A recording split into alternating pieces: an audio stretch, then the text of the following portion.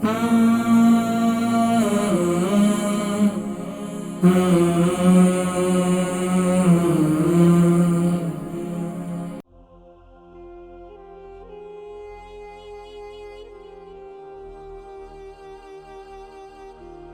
ناظرین کرام، یقیناً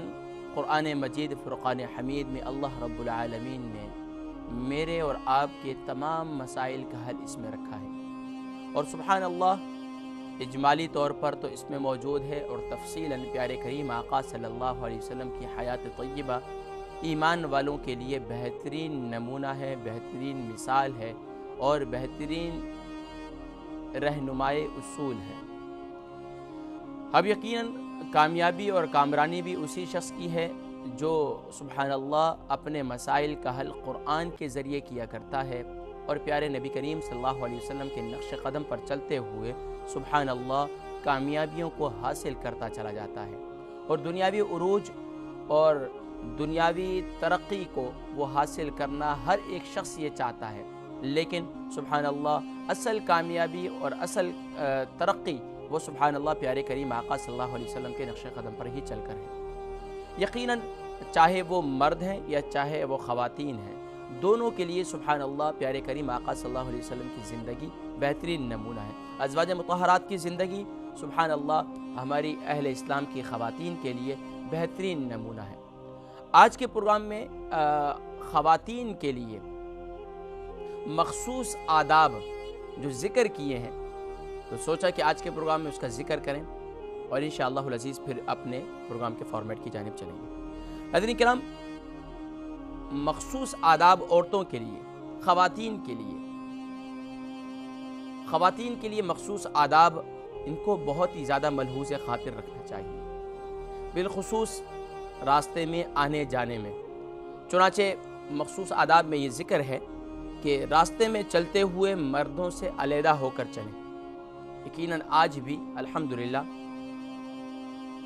باپردہ خواتین اور اہل ایمان کی خواتین سبحان اللہ، اہل ایمان جو ہیں وہ سبحان اللہ ہمیشہ کوشش کیا کرتی ہیں کہ راستے میں اس انداز سے چلتی ہیں کہیں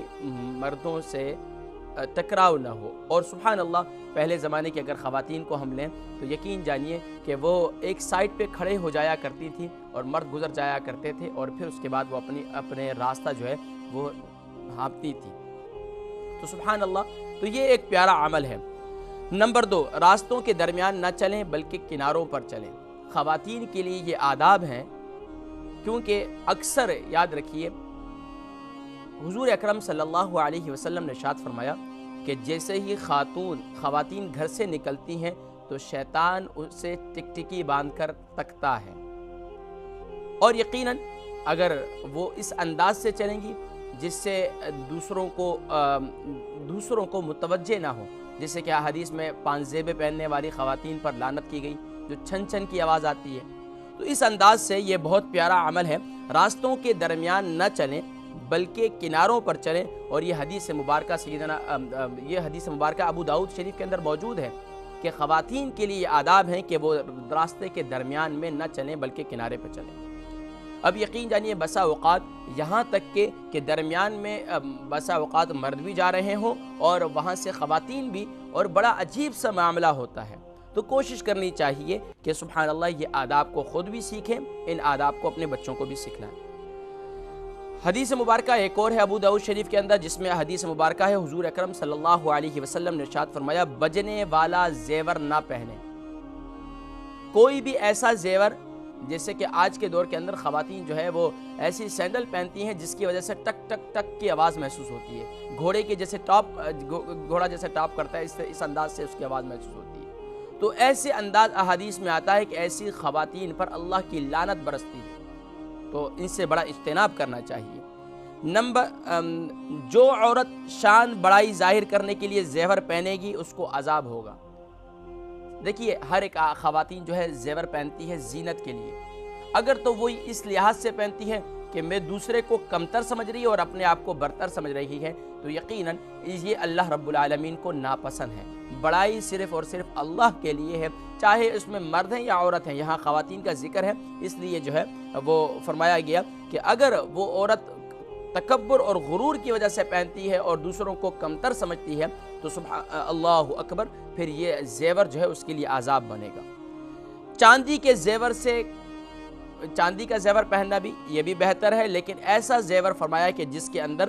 یہ حدیث مبارکہ ابو داؤد شریف کے اندر موجود ہے کہ حضور اکرم صلی اللہ علیہ وسلم نے ارشاد فرمایا عورت کے لیے چاندی کا زیور بھی بہت بہترین ہے، اس کو بھی عام کرنا چاہیے۔ یہ حدیث مبارکہ آج ہمارے معاشرے کے اندر خواتین کے لیے سونا یقیناً اس کی ایک زینت ہے، اس کو استعمال کیا جاتا ہے، لیکن فرمایا کہ چاندی کے زیور کو بھی استعمال کرنا چاہیے۔ عورت کو اپنے ہاتھوں میں مہندی لگاتے رہنا چاہیے، یہ لیکن یاد رکھیے ایسا عمل جس سے دوسروں کو متوجہ کرنا، دیکھیں گھر والوں کے لیے اور یعنی کہ اپنے شوہر ہیں اس کے لیے زیب و زینت کرنا، یہ سبحان اللہ یہ بہت پیارا عمل ہے۔ ہمارے بزرگ فرمایا کرتے ہیں کہ بڑا عجیب سا معاملہ ہے، گھروں کے اندر خواتین جو ہے وہ صاف ستھری نہیں رہتی اور باہر جب جاتی ہیں تو بہت بناؤ سنگار کرتی ہیں، فرمایا ایسی عورتوں پر خدا کی لعنت ہوتی ہے۔ تو خواتین گھروں کے اندر رہتے ہوئے اپنے مردوں کے لیے زینت کریں، اپنے گھر والوں کے لیے، اپنے والد کے لیے کریں، اب بیٹی ہے تو اپنے والد کے لیے کریں، اب بیوی ہے تو اپنے شوہر کے لیے کریں، تو اس انداز سے سبحان اللہ یہ گھر کے اندر سبحان اللہ ایک زیب و زینت کا یہ انداز اختیار کرنا، اس سے اللہ تبارک و تعالی رحمتوں و برکتوں کا بھی نزول کرتا ہے اور گھر میں اتفاق و اتحاد کا بھی ذریعہ بنتا ہے۔ عورت کی خوشبو ایسی ہو جس کا رنگ ظاہر ہو مگر زیادہ نہ پھیلے، فرمایا کہ وہ عورت جو خوشبو، آج ہمارے معاشرے کے اندر بڑا عجیب سا معاملہ ہے، خواتین شادی بیاہ کے اندر جاتی ہیں تو بہت زیادہ خوشبو وغیرہ لگاتی ہیں، اسپرے لگاتی ہیں۔ حدیث مبارکہ ہے کہ فرمایا ہے کہ یہ بھی انتہائی سخت گناہ ہے، واللہ وہ زبان پر لانا بھی بڑا عجیب سا محسوس ہوتا ہے، تو بڑا سخت گناہ ہے، بڑا سخت گناہ ہے۔ اگر کوئی خاتون جو ہے راستے میں جا رہی ہیں اور اس کی اسمیل مرد پر پڑی، یعنی کہ اس کی خوشبو اسپرے کی، تو یقیناً وہ خاتون جو ہے انتہائی سخت گناہگار ہوگی۔ اللہ اکبر، اللہ تبارک و تعالی حفاظت فرمائے۔ آج ہمارے بچے اور ہماری بچیاں نہ جانے کون کون سے اسپرے استعمال کرتی ہیں، تو کوشش کرنی چاہیے کہ ہم اپنی بچیوں کو، ایک تو اس معاملے کے اندر اس کے ضمن میں یہ بات بھی کہہ دوں کہ الکوہل جو ہے وہ اس قسم کی جو ہے وہ اسپرے وغیرہ استعمال نہیں کرنا چاہیے۔ بہرحال حضور اکرم صلی اللہ علیہ وسلم اگر گھر کے اندر خاتون جو ہے وہ اسپرے وغیرہ استعمال کرتی ہے تو اس میں کوئی حرج نہیں۔ عورت ایسا باریک کپڑا نہ پہنے جس سے اس کا جسم ظاہر ہو، تو یہ حدیث مبارکہ ابو داؤد شریف کے اندر موجود ہے جس میں منع فرمایا گیا ہے۔ اگر دوپٹہ باریک ہو تو اس کے نیچے موٹا کپڑا لگا لیں، یعنی کہ اگر خواتین یقین جانیے کہ باہر بسا اوقات چلے جاتی ہیں اور سر پر دوپٹہ، یہ تو وہ خواتین ہیں جو سر پر دوپٹہ پہنتی ہیں اور باریک پہنتی ہیں، لیکن ان پر کیا، اللہ اکبر، یہاں تک کہ حضور اکرم صلی اللہ علیہ وسلم نے ارشاد فرمایا کہ جیسے یہ خواتین کا سر ان کا ننگا ہوتا ہے، جو سر پر دوپٹہ نہیں رکھتی، شیطان ان کے سر پر پیشاب کرتا ہے۔ اللہ اکبر، ان کے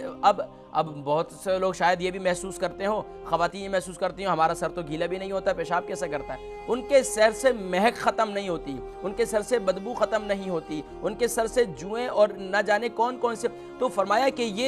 یہ خواتین جو ہیں جو سر پر دوپٹہ رکھتی ہیں اور باریک پہنتی ہیں تو انہیں چاہیے کہ سر کو ڈھکا کریں، اور خاص طور پر نماز کے اندر تو ایسا دوپٹہ استعمال کرنا چاہیے جس سے آپ کے سر کے بال بھی نہ نکلیں۔ یہ حدیث مبارکہ بھی حضور اکرم صلی اللہ علیہ وسلم نے حضور اکرم صلی اللہ علیہ وسلم کی اس پیاری حدیث کو ابو داؤد شریف کے اندر روایت کیا گیا ہے، نقل کیا گیا ہے۔ جو عورتیں مردوں کی شکل اختیار کریں ان پر بھی اللہ کی لعنت ہے۔ اللہ اکبر، بخاری شریف کے اندر مردوں کی مشابہت اختیار کرنے والی خواتین پر اللہ کی لعنت ہوتی ہے۔ اللہ اکبر، اور یہ حدیث مبارکہ بخاری شریف کے اندر موجود ہے۔ جو بھی خواتین، اب دیکھیں مردوں کی مشابہت کے اندر چاہے وہ مردوں کا لباس ہے اور چاہے وہ مردوں کا انداز ہے، فرمایا گیا جو بھی کسی بھی معاملے کے اندر چاہے وہ مردوں کی شکل اختیار کریں تو اس انداز سے منع فرمایا گیا ہے، یہاں تک کہ لعنت کے الفاظ ہیں۔ تو اتنے سخت الفاظ ہیں لعنت کے، یعنی کہ اللہ کی سخت ناراضگی ہے۔ اگر جس پر اللہ کی لعنت ہو جائے نا، اب وہ دنیا کا جتنا ہی میک اپ کر لے تو اس پر اس کی وہ خوبصورتی پیدا نہیں ہوتی۔ اللہ کی لعنت سے بچیے، اپنے آپ کو بچائیے اور اپنی آل اولاد کو بچلائیے۔ کوئی نامحرم مرد ہرگز کسی عورت کے ساتھ تنہائی میں نہ رہے، ہرگز کوئی عورت نہ سفر کرے مگر اس حال میں کہ اس کے ساتھ کوئی محرم ہو۔ لیکن حضور اکرم صلی اللہ علیہ وسلم نے فرمایا کہ میں خواتین کو قبرستان میں جانے سے منع کرتا ہوں، لیکن فرمایا کہ اگر وہ محرم کے ساتھ ہیں تو ان کو اجازت ہے۔ تو یہ یاد رکھیے، یہاں تک کہ قبرستان میں جانے کے لیے بھی، اور یہاں تک کہ آپ کو معلوم ہے ابھی حج کا سیزن تھا تو محرم کا ہونا بہت ضروری ہے۔ محرم کے بغیر خواتین کو کہیں، خاص طور پر جو لانگ روٹس ہیں یعنی کہ لمبے سفر ہیں یا اس کے علاوہ بھی ہیں، تو نامحرم کے ساتھ سفر نہیں کرنا چاہیے، منع کیا گیا ہے۔